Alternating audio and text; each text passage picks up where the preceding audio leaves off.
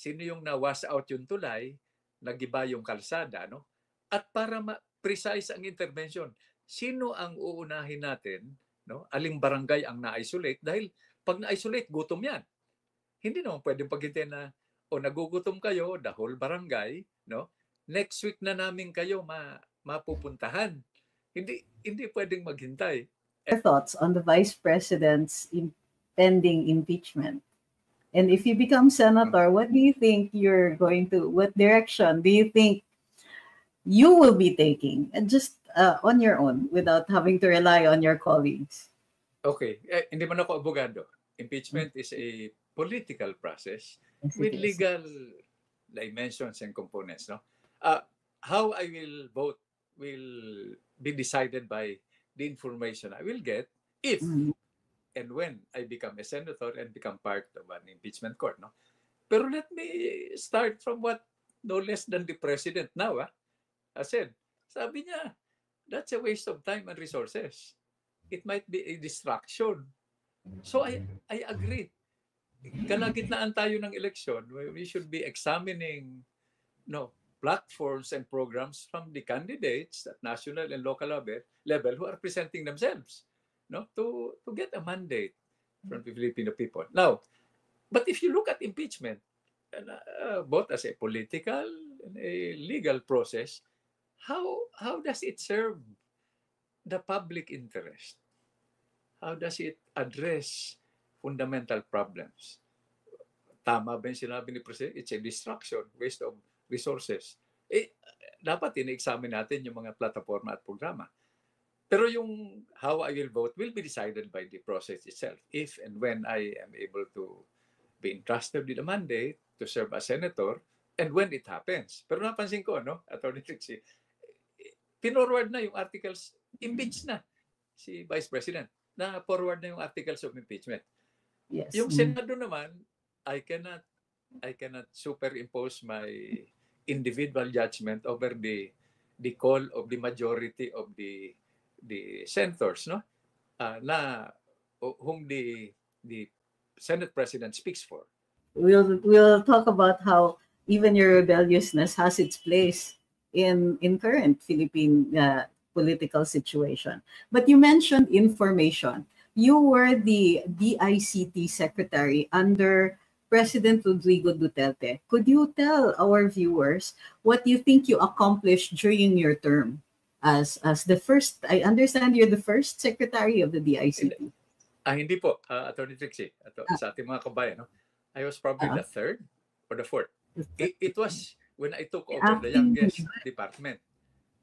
Yes, in fact, I recommended Attorney Trixie somebody else who was the acting OIC. So I wrote, I was still a senator then. Sabi ko, Mr. President, baka pwede mong gawing permanent secretary na. Alam niyo, sagot po sa akin ni President Duterte, hindi, magtatapos ka na noong 2019. Ikaw na. Sa loob-loob ko, Attorney Trixie, hindi naman ako techie. Di ba? Malay ko naman sa Department of Information and Communications Technology. So ang sagot sa akin naman ng President Duterte is, ganito i-simplify natin, I'm not putting you there as a techie.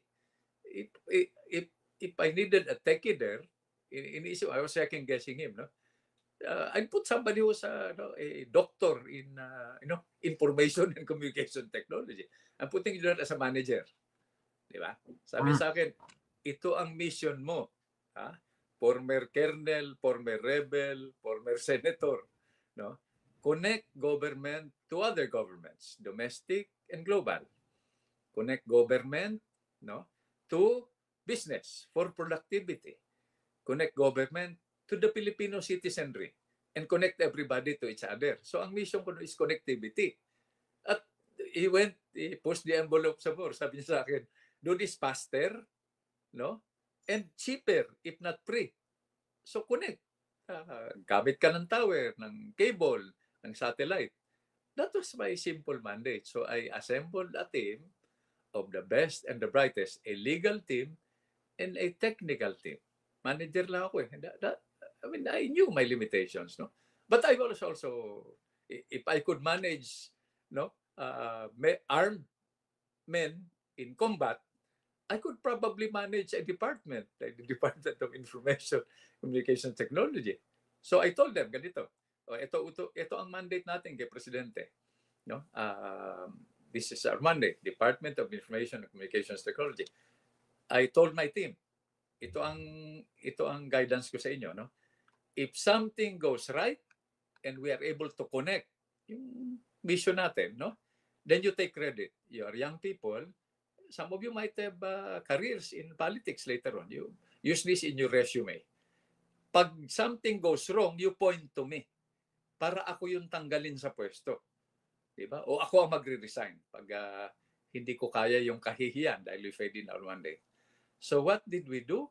In broad strokes, Attorney Trixie, during our time, ang broadband speed increased by 800% in 2.5 years. Ang Wi-Fi increased by 500%. I put that on record. Okay? Ngayon, may bintang sa amin. Yung meron din kaming mga, di ba? Confidential intelligence funds. Actually, without going into details, the office of the president was being hacked. Our energy sector was being hacked. Remotely. So we reported this to the president. Something was done about it. So that I put that on record. Of course, question. Alam mo na, uso nun yung CIF, Confidential Intelligence Funds. Ano ginawa nyo? Alam mo, Attorney Trixie, nakakatuwa. Dahil I think the understanding and appreciation of government itself for the power, the potential of information and communications technology is still limited. Kailangan educate pa natin yung gobyerno aside from educating our people. No? So, natutuwa ako dahil during budget hearings, when I face not only Congress, but other sectors, natutuwa ako dahil hindi masyado naintindihan. Konti ang tanong. Siyempre, hindi ako masyadong pinagpapawisan pag pinapapaliwanag. Hindi maganda dahil hindi na masyado naintindihan. Konti yung budget. So, it worked both ways. But notwithstanding these limitations, I can understand that. No, we did quite a lot. We were able to accomplish something also. Currently, the information and technology part of government is under scrutiny, but for freedom of speech issue,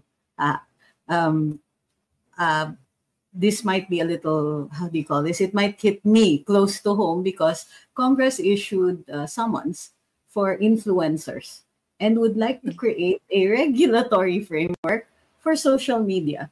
Your thoughts on this? Well, Attorney Trixie, ang hirap i-regulate that something that happens in mid-air. Di ba? Napakahirap. Kung hindi mo ma-regulate, paano mo i-impose yung checks and balances? So, I think, ang isang approach doon, hindi ako nagmamarunong dito o nagmamagaling, no? Is digital education. Let's educate our people. Bago natin I'm not implying anything, no? I'm not even doing this for the benefit of our bloggers, no? Those who are in social media, no? Ba't mo sa kanila ipapatong sa balikat nila? Hindi mo nga ma-regulate, gusto mong parusahan? Di ba? Parang sa akin, medyo hindi naman tama yan. So let's put this in perspective. Let's make the rules clear, di ba? With so much power, especially in social media, comes corresponding responsibility. Pero it's, di ba, digital, let's educate our people, not only the bloggers, no? In fact, multimedia na tayo ngayon. Di ba? It feeds on each other. Di ba? Social media, pag kapos ka, you go into mainstream media. Yung mainstream media naman, pag kulang ka sa 6 o'clock news, you go back to social media. That's my perspective. Sa isang bagay, it's the future. And it's not happening, Attorney Trixie, every hour, every second. As we speak, technology, the world is changing, and whether we like it or not, whether we participate or not, whether we're part of it or not, the world will change even without us. So if you don't develop an appreciation for us, especially for our young people, our future citizens and leaders, maiiwan talaga tayo. And since nabanggit ko na, government has to educate itself. Di ba? It should digitally educate itself. What does this mean? What does digitalization allow us to do? It allows us to do things faster and intervene in a more precise manner, especially in terms of budgetary support. Di ba? Let me add, I can anticipate that this might be asked. No? Lagi sinasabi ng government, whole of nation approach, inclusive growth. During my time as the ICT Secretary, we approach local government. Sabi, connect natin cables, di ba? Towers, satellite. Alam niyo, Attorney Trixie, sa ating mga kababayan, no? Ang tinatanong nila, ilan ba boto dyan? How can connectivity be driven by a narrow political? Pag tinanong mo naman, yung mga corporate, di ba? Institutions, no? Ang tanong naman sa amin saan ba tayo kikita dyan? Di ba? Hindi ba pag sinabing inclusive growth, you go for the farthest, the smallest, and the poorest para sabay-sabay ang pag-angat. And I have anecdotes, stories, no? Living proof na this is not happening on the ground. Ang sabi naman namin sa kanila po, no, is i-connect natin yung malalayo, pinakamahirap, pinakamaliit, no? Pinakamaliit, pinakamalayo, pinakamahirap, okay? Pag kinonect natin, di ba? Parang release ng trend. Dadami ang economic activity. It's the productivity that happens. Di siyempre, pag may economic activity, dadami ang tao. Pag dumami ang tao, dadami boto. Pag dumami boto, kikita ka. And there's a market for connectivity. So sabi ko, ba't hindi ganun ang approach? We went to Palawan. I was hoping to go to Kalayaan Islands. No? Alam niyo ba, Atty. Trixie, no, mga kabayan natin, yung mayor doon, nag-opisina sa Puerto Princesa. Sabi ko, bakit po, mayor? Ano mo sagot sa amin? Senator, ang hirap magbiyahe. Yung bangka namin ni Kahoy. Kung malunod kami dyan, kaka-shuttle. So they were holding office in Puerto Princesa. Sabi ko, bakit kaya? Naisip ko tuloy. No? Sabi ko, ilan pa boto sa inyo? Alam niyo, Atty. Trixie, sagot sa akin, 800 po ang boto, ang botante. Kaya pala. They've been requesting for an iron hull, no? Steel hull boat, para medyo safe naman sila. Taon ang binilang nila. Hindi sila pinapansin. I'm not blaming anybody. I will not go into additional details. Siguro hindi sila pinapansin dahil ilan ba boto dyan? So anong pakinabang nung agency, di ba? Pag lapitan mo naman yung private entities, saan ba tayo kikita niya? Paano ka kikita? 800 lang ang botante nyo. So economic activity. Pero that's our front line. That's our frontier. That's our... Yan yung front line talaga natin sa West Philippine Sea issue. So ito yung mga bagay na kailangan sa tingin ko pag-ukulan ng pansin. At naaawa lang ako sa malalayo. Yung malayo ba sa sinasabi na anecdotal na malayo sa kusina. But again, that's another issue. I have some thoughts on that also. But since napasadahan nyo, nadaanan ninyo yung West Philippine Sea issue, how do you feel about the approach of this administration to the problem with China and its relations with the United States? Okay, I will not, I don't want to be misinterpreted, especially. I don't want your program to have low ratings. Tinatanong po ako, no? As a former soldier, former senator, former ganito. I have the advantage of I went outside the system, no? So I know how it is to go outside the system. Anyway, going back to your question, tinatanong ako, does the Philippines have an army to confront any threat? Di ba? Threat muna. Di ba? Sabi ko, wala The Philippines does not have an army because the Philippines is an army. Okay. Teka, naghang pa. Diba? Who sings the national anthem and stands at attention during flag raising ceremonies must be prepared. Bata, matanda, babae, lalaki. Yun ang last line ng pambansang awit, di ba? Ang mamatay ng dahil sa'yo. Ngayon, kung hindi natin kayang panindigan yon, I'm not dramatizing this, Atty. Trixie, no? Palitan natin.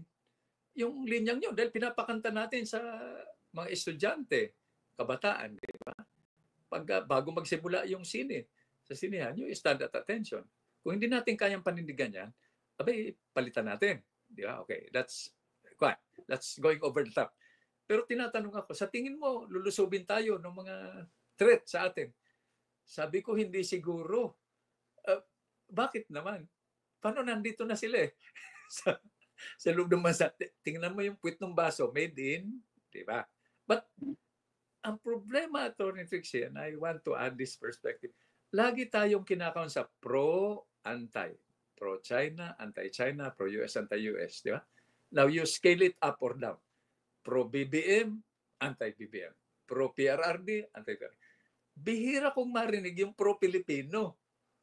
So, over time, since we've been focusing at maybe looking at the wrong direction, no? Baka kailangan i-emphasize natin yon. That's, when we deal, let's say China, when we deal with a country with a 5,000-year history, abay mag-iingat tayo. At bakit? We're only 120 years old. Di ba? Yung US na nagsasabing kaalyado natin, hindi ko sinasabing pagdudahan natin, is only 250 years old. Idagdag mo na yung minsan kausap na UK, 1,000 years old without a written constitution. Pag sama-samahin mo yung 1,000 plus yung 250 plus yung 120 years old natin, kulang pa sa kalahati ng 5,000 years ng China. Abay, mag-iingat tayo. Since we cannot read, again, predict, no, what they are thinking, what they are saying, and what they're doing, what do we do? Abay, mag-ready tayo. Things are not normal, no? The sooner we realize that what's happening around the globe, no, in the globe, will sooner or later impact on our country. So mag-ready tayo. Hindi normal ang sitwasyon ngayon. Hindi normal ang sitwasyon ngayon. So mag-ready tayo. But the minimum requirement is we unite. Okay lang magdebate, walang problema yan eh. Di ba? That's democracy. Di ba? Huwag lang magsuntukan, magbarilan, no? Okay lang magdebate. Pero di ba, law of nature, an organism, unless confronted with a formidable threat, will fight each other. So we have to explain to our people as a living organism of human beings that there is a potential threat. Mag-ingat tayo, maghanda tayo, mag-unite tayo as a people, no? Then we organize and we mobilize. Hindi ko sinasabing walang plano yung gobyerno, no? Sigurado may plano. Ang sinasabi ko lang is kaming mga private citizen, no? For the sake of our children, isama nyo naman kami sa planong yan. Pag nagkagulo, saan kami magdodraw ng tubig, ng pagkain, ng armas kung kinakailangan. Include us in your mobilization plan because there is a national service law which requires us to do that. So yun naman ang thoughts ko, no? Pero by the way, Trixie, I'm not underestimating us. Hindi ba sila natuto sa Hapon, sa Japan, di ba, sa Spaniards, sa Americans? Hindi ko na sinasama yung China. Never naman tayo in-invade ng China historically. But tayo, di ba? We may be, di ba? Hindi tayo kilala. Di ba? We're world class, no? As soldiers, as peacekeepers, no? We have I'm looking at the potential, with your permission, no? We have 14 million Filipinos scattered in 200 countries all over the world. We have overqualified teachers and nurses raising the children of world leaders. 60% of seafarers are Filipinos. Pag tumigil magtrabaho ang Pilipino sa karagatan, sa Washington, sa United Nations, things will slow down. Yun ang potential natin. Di ba? Can you imagine the database, the information? But I may be straying from the essence of your question. I'm sorry. It's all right. The idea of an interview is to reveal information, regardless of whether or not it is responsive to the question. You're not under direct examination, sir. No, but walang mag-object. I know now what it feels to be on the receiving end of a Senate or congressional hearing, which I'm sure you have experienced. But to go just a little bit further, the United States has transitioned into a new leadership under President Trump. How do you think this is going to affect Philippine relations with the US and with China? Hindi, ang tingin ko rito may parang dichotomy dyan eh. Mhm. The US, with its 250 years, has definitely a tradition to uphold. Kahit na magpalit sila ng president in a federal system, meron silang mga programs at mga plano sa buhay na tuloy-tuloy. Ang worry ko rito is, example, sabi nung the late Senior Minister Lee Kuan Yew ng Singapore, very small country, no? Sabi niya, Taiwan to China is a core issue. No? To the US, it's a peripheral issue. Hindi ba kasama tayo sa geographic location? Diba? What separates us from Taiwan is Basi Strait. Can you imagine, Atty. Trixie, let me add that to the discussion. No? Tatlo ang choke point. Diba? Frontline tayo ng US, frontline din tayo ng China and the other bigger powers. No? Our strength, our leverage is our geography. Diba? So, what does that mean? No? If you look at what's happening, the US has a new president. Now, ano ba tayo? Frontline ba talaga? Ilalaban ba tayo ng patayan ng US? That's my question, di ba? Hindi ko alam. Hindi natin alam. So, wag tayo umasa. Di ba? Sabi nga nila, expectation is the mother of all heartaches. Pag umasa tayo at hindi nag-deliver, ang sama na naman ng loob natin. To make it worse, baka giba na itong Republic of the Philippines sa bumasa tayo. Mag-ready tayo. Saan yung kayang-kaya? Let's not underestimate ourselves, no? Sinasabi ko lang is, let's harness the power of our geography. By the way, Atty. Trixie, I learned that when I was tail-ed ng DICT tour of duty ko, no? I looked at the global map. Bukod sa mukha tayong Rosario, no? Just by looking at the map, we can discover that we can be the digital hub, the political hub, the security hub, the economic hub, the cultural hub, and the spiritual hub, not only of the Pacific area, but of the world. Yung nahihirapan sa ibang bansa, sa atin dapat pumunta because of our geography. Kung we can tone down the partisan politics a little and concentrate on develop a very receptive, a very positive business, economic, di ba, security, political, social environment that will attract foreign investors. Second point, nakakausap ko yung ibang mga leader naman, no? During my career as a public servant, so sabi ko, what do you think of the relationship between our country and yours? Sabi nila, we don't trust each other, but we don't trust you more. Sabi ko, bakit naman?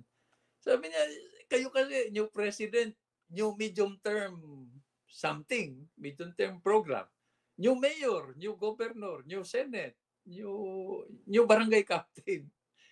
You're becoming very, very unpredictable, therefore, unstable. Gusto naming tumaya sa inyo in the long term, pero nagpipigil kami. I suppose that's happening also with our local businessmen. The unpredictability, of our policy at local and national level and at global, in the global stage, creates the impression that we are not reliable or stable enough to merit a long-term collaboration.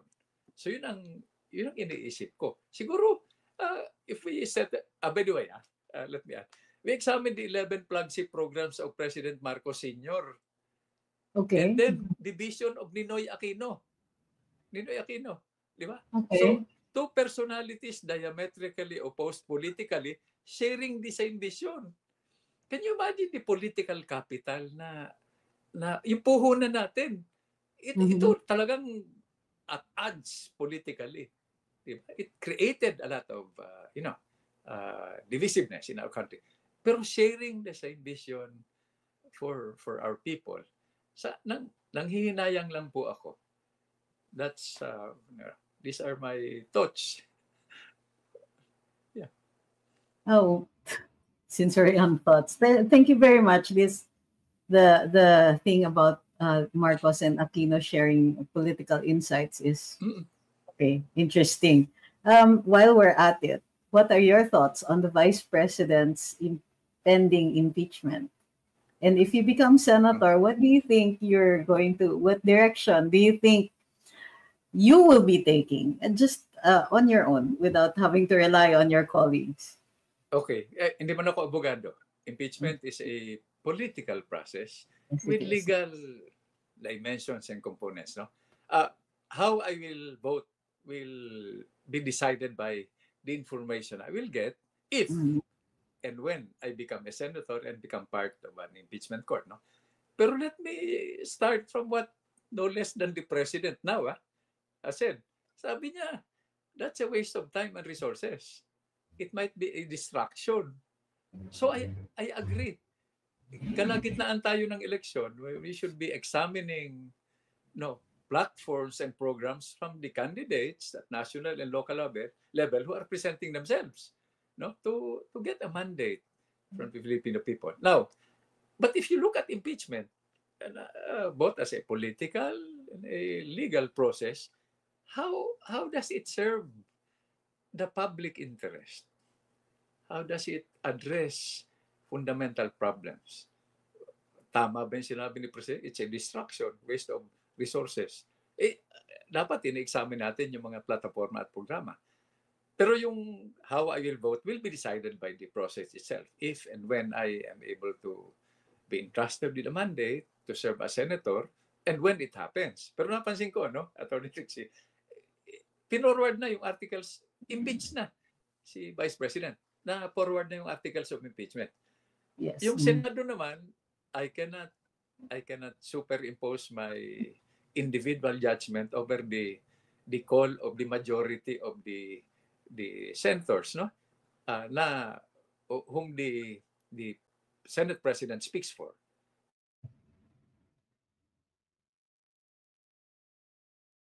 Hang na naman.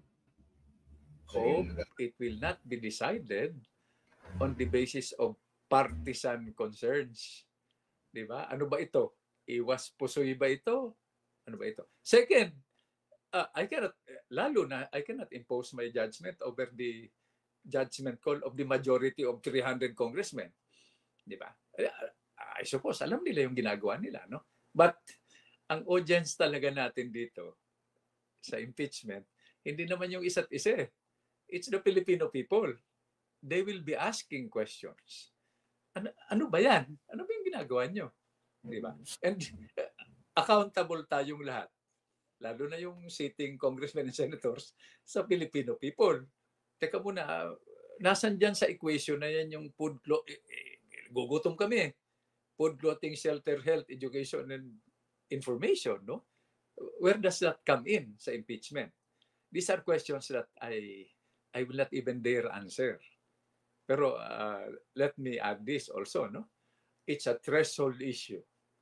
What are the Filipino people willing to take? Di ba? Hindi mo naman pwedeng paghintayin yung gutom. Ano ang kinalaman na? Yung impeachment na yan, ano ba yan sa buhay ng bawat isa sa atin? Okay. These are questions in my mind which I find difficulty answering even with my little experience. No? 17 years as a soldier, 7 years na rebel, 21 years senator, and 2.5 years na secretary, cabinet member. No? With almost 50 years of public service. Kung ako, nahihirapan intindihin ito, can you imagine what's happening to our people on the eve, in the middle of the campaign period for the coming May elections? Nag-aalala lang ako, Atty. And while we're at it, more issues. What do you think about the food situation right now? Agriculture is in chaos, obviously. We have, bagsak po ang taripa sa importation ng agricultural products, pero mataas pa rin ang presyo ng pagkain. Well, food, di ba sa basic needs, number 1 yung food. Parang sa Article 3, Section 1, parang life, liberty, property. O food muna tayo. What's going on in mind? If we cannot feed our own people from our own production of rice or onions or tomatoes without smuggling or importing, how can we call ourselves a sovereign and independent nation? Our neighbors, whoever are, party to this, must have us by some part of the anatomy. Di ba? Second question, Atty. Trixie. Itong food, mabuti naman, sinabi ni Secretary ng DA, Department of Agriculture Secretary, no, na it's now an emergency, food security. Is it a supply problem or a distribution problem? And I'm cutting across the demographics. Hindi lang ito bigas. Yes. Kasama na rito yung, I may be straying too far from the issue. No? Para itong budget, parang pera. Is it a supply problem or a distribution problem? Kung supply problem, bakit nabubulok yung bigas sa mga bodega na hawak ng middlemen? No? Is it a distribution problem? Or is it both? Okay, we have to answer that question. No? Dahil I think it's both. The data is telling us na it's a mapping problem. It's a data management problem. Yes. And the way forward is digitize. But as I said, limited pang appreciation ng government itself. No? So these are zero problems that need all our mental, physical, spiritual energies. Di ba? Ito yung talagang kailangang basis for unity. So hindi ko maintindihan kung bakit may problema na tayo sa food. Wala pa tayo sa kuryente, Di ba? Wala pa tayo sa signal, di ba? Food pa lang ito, basic food. You try mobilizing our hindi ako nang iinis, nang gagatong at you try asking the police and the military to do its job hungry. Sila lang yan. Ang threshold nila for pain is rather high. Sundalo yan, di ba? Police. Sana yan sa hirap. May mga pamilya yan.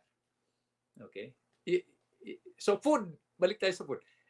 In fact, Atty. Trixie, no, you name me any issue and I will connect it to food, clothing, shelter, health, education, and information. Any issue whatsoever. I'll jump lagan na, no? With your permission. I'm sorry, I have to go through this. Yes. Okay. Yes. West Philippine Sea. Sa atin yan. Historically, geographically, di ba? In all aspects, no? Sa atin yan. Kung hindi natin kayang protektahan yung fishermen natin na nangingisda para pakainin yung mga nagugutom nilang pamilya, anong klaseng nation naman tayo? Food. So, any issue. Traffic. No? During my 21 years, we tried land use. No? Ang kakambal niyan, yung land use, nahirapan akong ilusot dahil ito nakakatuwa. Ang kumontra sa akin, I'll explain land use in a while, no? Ang kumontra sa akin, mga kakampi ko sa politika. Yung kakampi ko ang tumutol sa land use. Yung kumampi, yung mga kalabang sa politika. Okay? Ano ibig sabihin ng land use? Land use is, ito, by the way, hindi yan land use lang, land and water use. Yung land use, ito lang ang lupain natin, finite. Ano ba gusto natin for agricultural? Food na naman, no? Agricultural, industrial, commercial, government centers, educational centers, recreation. I'll not go through the whole one. Pag nagawa natin yan na plano, including water use, containment areas, saan natin padadaanin yung kalsada? Yung release ng tren, paano natin i-connect sa mga port? No? That's land use. Disaster Risk Reduction Management Law. What does that mean? Mag-ready tayo. Di ba? A natural calamity is an act of God, maybe to test our resilience. No? So mag-ready tayo. Pagdaan ng bagyo, ang challenge is ibalik sa normal para makapasok na uli sa eskwelahan yung mga anak natin, makapagtrabaho na yung mga magulang. Magkakambal yan. Land use and disaster risk reduction management. Konting ulan, land flooded yung underpass. So imbis na 2 hours lang yung traffic from Cubao to Makati, siguro 3 hours. Di ba? Wala pang disaster niyan. Okay. Bakit mo ilalagay yung residential sa tabi ng ilog na tuwing uulan ng konti, nagbabaha, di ililikas mo na naman. Threatened na naman yung life. Ba't mo ilalagay sa paanan ng bundok na kinalbo, kaya may mudslide? Evacuation na naman, relocation. Kung na naman, life unthreatened. So these are all interconnected. What I'm saying is national security, food security, konektado lahat yan. And it requires a serious government with serious plans for development to protect life, liberty, and property and address food, clothing, shelter, education, health, and information. Pasensya na po kayo dahil ang dalal Yeah. ko. Yung land use po, kailangan natin pasadahan talaga. So kayo po ang author ng Land Use Act. And the Land Use Yes. Act is precisely as you said, a means to rationalize the allocation of, excuse me, naubo ko, No, to, problem po. to rationalize the allocation of limited resources such as, but not limited to, land and water. Both land and water under the Regalian Doctrine belong to the state. Yes. And there are classifications in accordance with their character as well as with their use. So Opo. dito sa Pilipinas, may milagrong nangyayari parati pagdating sa land use. Sa isang panig, mayroon tayong mga batas kung paano gagamitin ang mga characterized na lupa. Halimbawa, forest land, agricultural land, merong mga may gradations. Kunwari, ang anggulo ng lupa ay beyond a certain degree, hindi na po siya pwedeng gamitin for any other purpose. Pabayaan na lang natin yung geological formations na ganon. Pero in practice, ang nangyayari parang suggestion lang yung mga classifications na ito. At dahil suggestion lang, nababago siya. So isang characteristic ng pangyayaring ito, nung si Presidente Duterte ay inayos niya yung Boracay. At dito nakita niya mayroong characterized as forest land, tapos may nakatayo na resort doon sa loob. Of course, pinatanggal niya yon dahil inayos nga ang Boracay. Mayroong mga paggamit naman ng lupa na hindi rin katanggap-tanggap, katulad ng yung pag-build dun sa coral formations. Opo. May mga lack of facilities such as sewer placements that were emptying into the water. Kayo po ang author of the Land Use Act at alam namin hindi ganun kadali kasi marami pong interests na nagpoprotekta ng sistema na naaayon ngayon, na nangyayari ngayon. Yung madali baguhin, yun pa lang sa agricultural land at saka dun sa irrigated land. Marami na tayong nakikitang mga milagro nangyayari. Irrigated land nagiging subdivision, residential. Sayang yung binastos natin. May agricultural land na biglang nababago, nagiging ganun din, residential land. So alam ko na hindi ganun kadali yung pagpasa ng Land Use Act, kaya hanggang ngayon ay nakatenga pa rin. Gayunpaman, pagka kayo po ay naupo uli sa Senado, babalikan niyo po ba ang Land Use Act? Ay, definitely, Attorney Trixie. No? In fact, isa yan sa mga showcase na legislation. Pero since the problems are systemic, let me go back to what you earlier said. No? Not only COVID, but history, maybe inefficiency, has contracted our fiscal space. In short, ito lang ang pera natin, kahit na mangutang tayo ng mangutang. What I think should be developed is a sense of national priorities. First, ito lang yung pera natin, ano unahin natin? Siyempre, unahin natin yung pinakamahirap, pinakamalayo, pinakamaliit. And then, it's a mapping problem, it's a data management problem. Di ba, pag may natural calamity, ang unang tanong natin, may kuryente ba? Sa akin po, medyo mali yun. May contact ba? May communications ba? Para malaman natin sino ang walang kuryente, sino yung na-wash out yung tulay, nagiba yung kalsada, no? At para precise ang intervention, sino ang uunahin natin, no? Aling barangay ang na-isolate? Dahil pag na-isolate, gutom yan. Hindi naman pwedeng paghintay na, nagugutom kayo, the whole barangay, no? Next week na namin kayo mapupuntahan. Hindi pwedeng maghintay. And my understanding of the constitutional provisions related to that is when you invoke one life lang, no? One life is at stake, tabi na lahat. How much more if it's the life of a barangay or a province or a municipality? Priorities. Alin ang uunahin natin? Ito lang ang pera. It will never be enough. Even yung budget ng mayayaman na bansa, hindi magiging sapat. So, they have a clear order of priorities para ang intervention precise at mabilis. I'll give you one example, Attorney Trixie, yung kabayan natin. The World Health Organization is telling us that 100 Filipino children die every day from malnutrition or malnutrition-related causes. Okay? It doesn't really matter kung 100 or 50 or 10 or even 1. Ang tanong palagi is, nasan yung 100 na yan? Sino sila? Saan located yan? Bakit? The first question that must be asked and answered is why? Why are 100 Filipino children, di ba, are dying? What does that translate to strategically? No?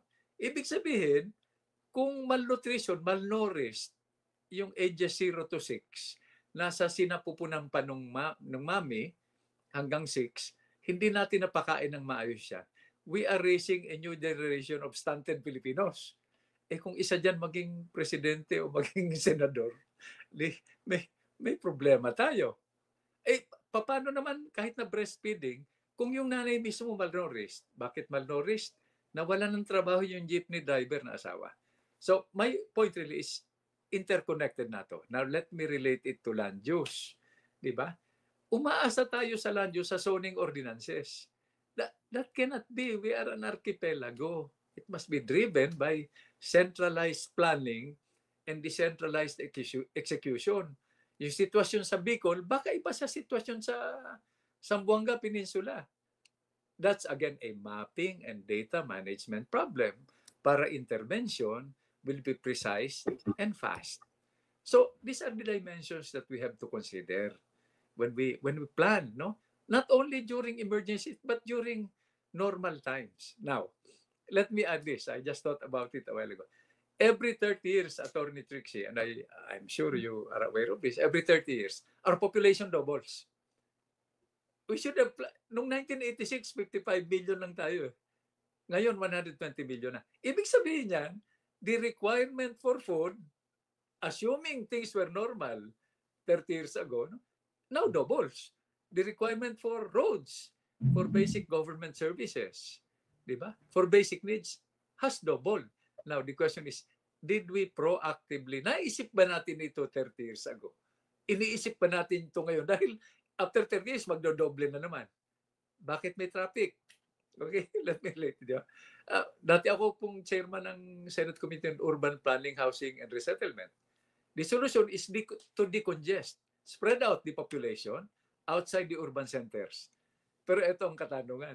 Sino namang elected official ang magre-relocate nung pinanggagalingan ng boto niya? Di ba? That's a no-brainer. That's like committing political. But that's the right thing to do. Difficult decisions that have to be undertaken by a responsible government on a daily basis. I'm just adding that to the discussion para we realize that this is a blessed country indeed, but it requires a lot of responsibility from government, no? Where the initiative, starts. But isn't that the point, Mr. Senator, is that the nature of elections, you must get elected, you have to be popular, but once in office, you have to make tough decisions. You will have to take actions that may not necessarily be in accordance with the desires of your own constituents. Are you still up to it? Politika to yan. And lalo na ngayon, sir, very contentious ang politika. We're very divided. It's, you can tell by our comment section. Very active ang mga tao ngayon.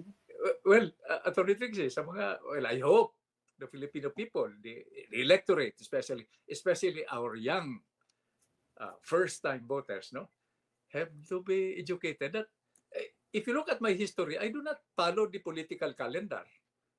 It doesn't really matter to me. In fact, it doesn't matter to me if I lose in the coming elections.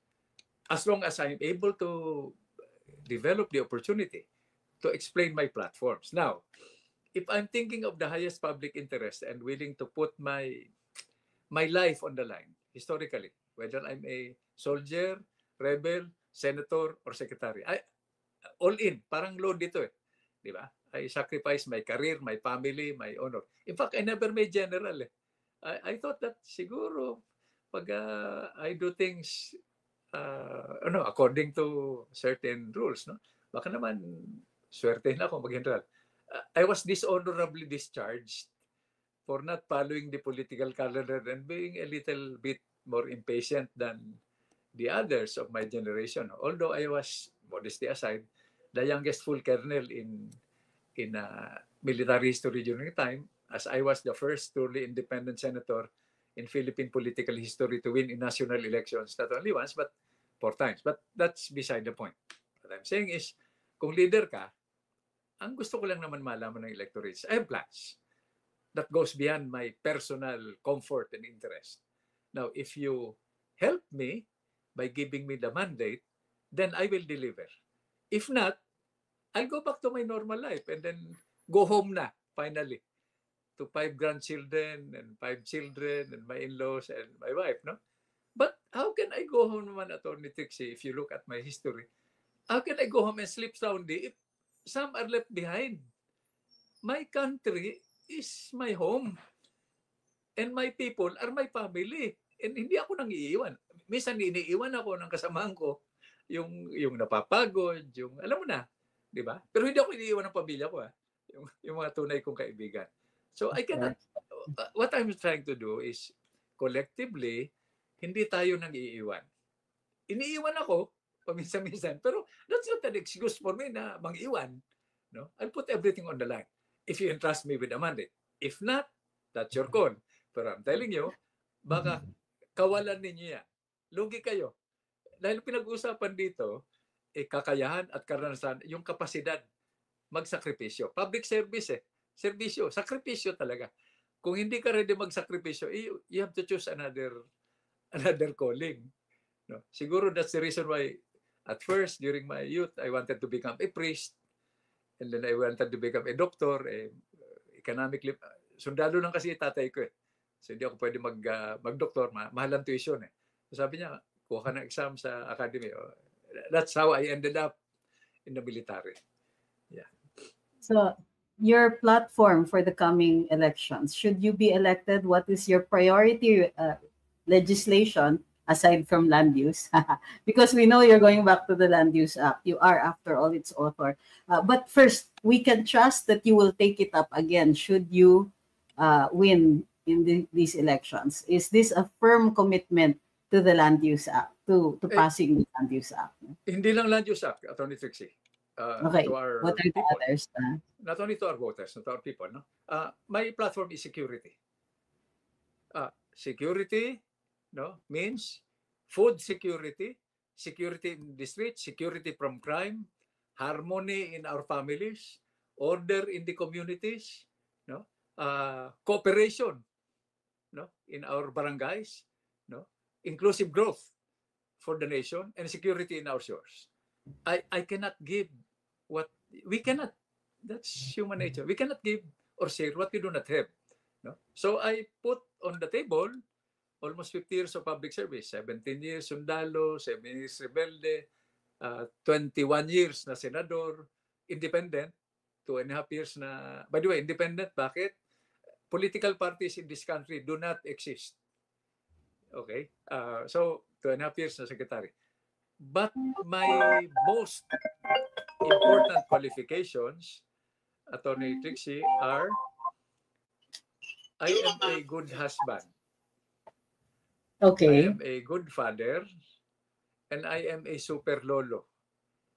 If my own family and my of age children will not vote for me, and my close friends will not, how can I have the gall to stand before you in your program and present myself to the Filipino electorate to be elected? No? So these are my most important qualifications. So I cannot give what I do not have.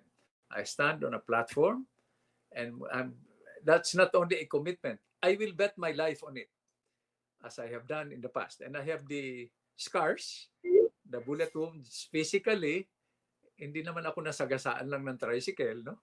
Kaya ako may mga sugat sa katawan.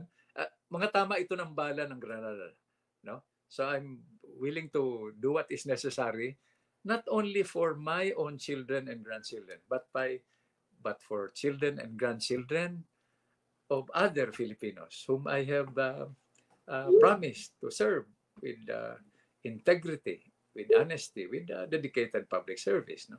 So my prayer is together, always together. We have our differences. No?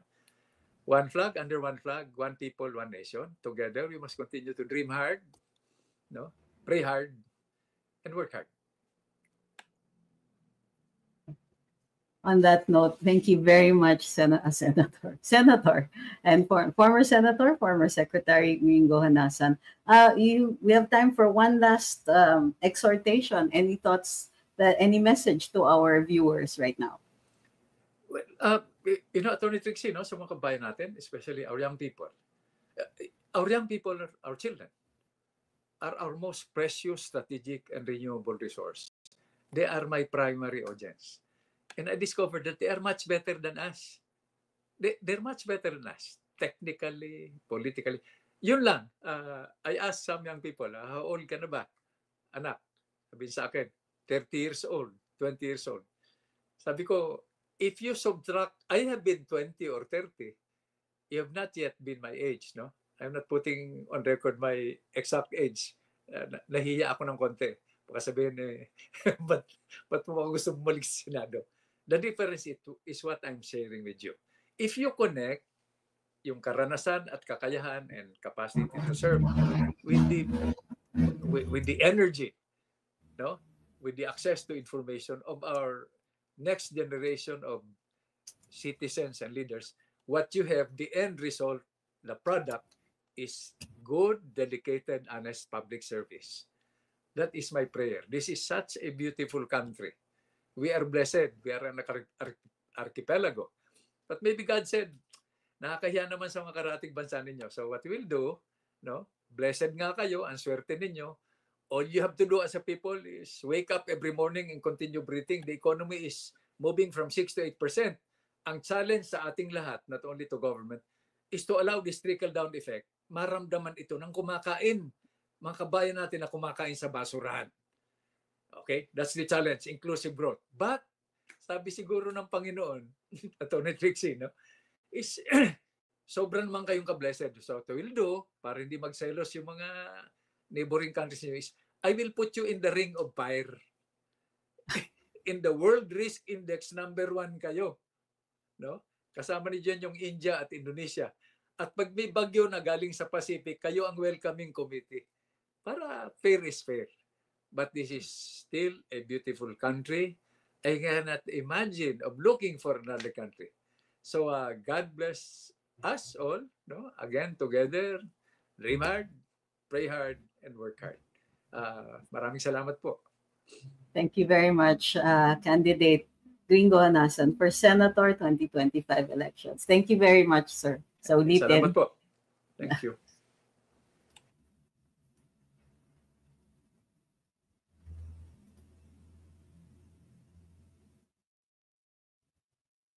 All right, so ang nakalimutan